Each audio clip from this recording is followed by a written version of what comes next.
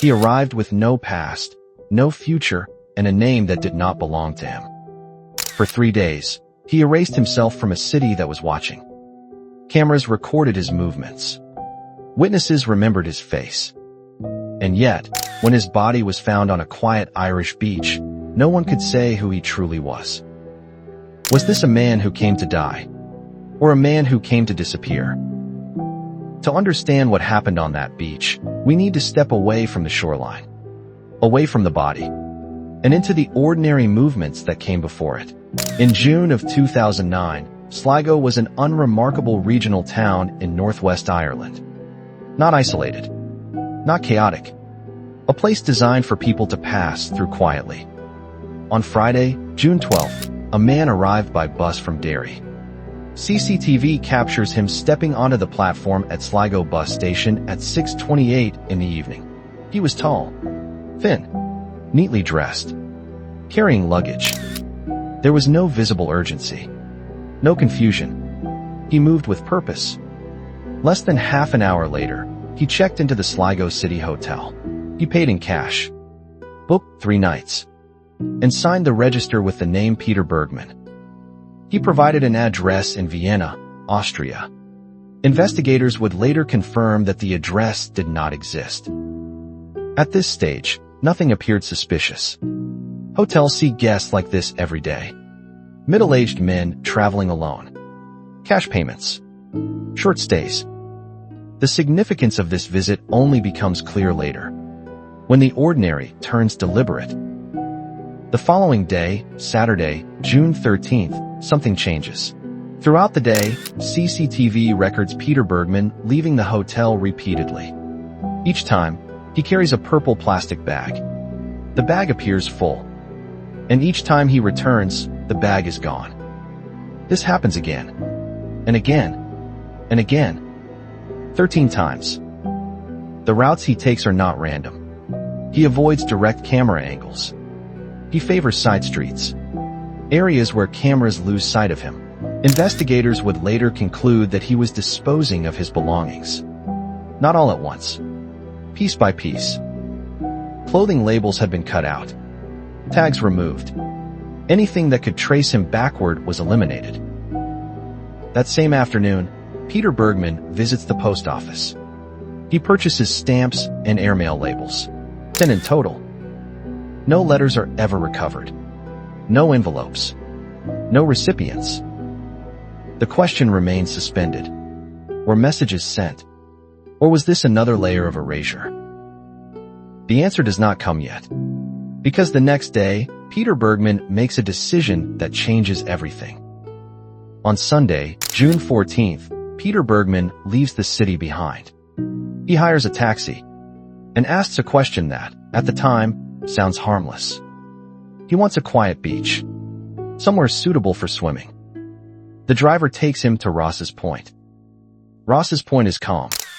Open water. Long shoreline. No crowds.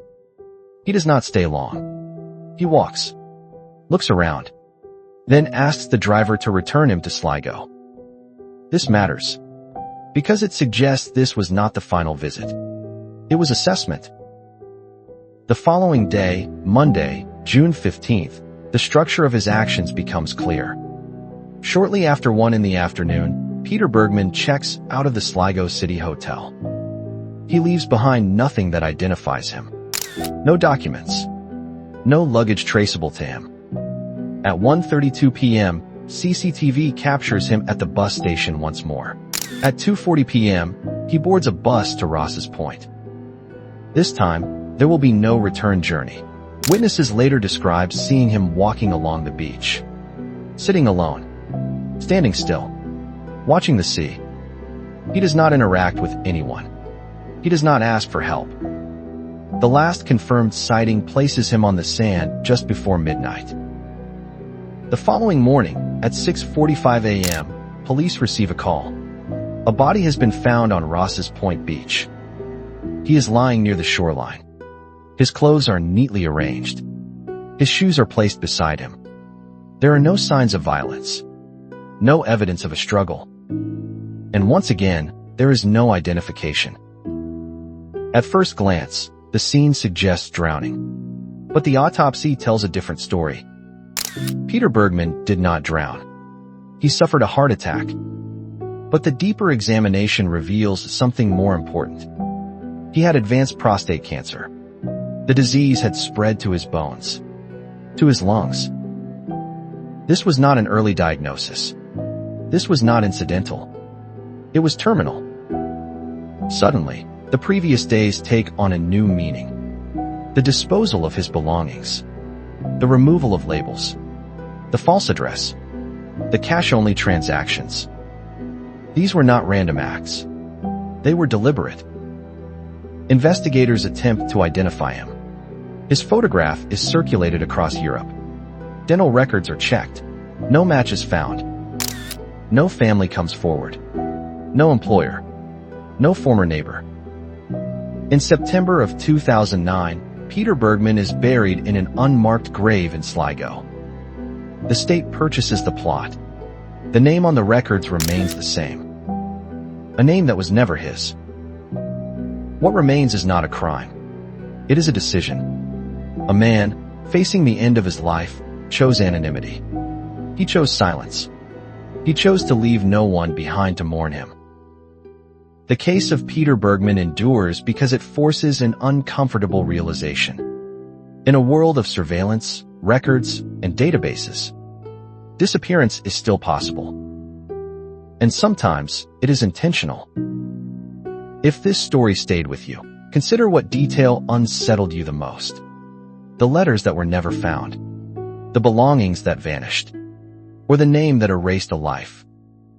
If you value investigations like this, support the channel by liking the video, subscribing, and sharing your thoughts in the comments below.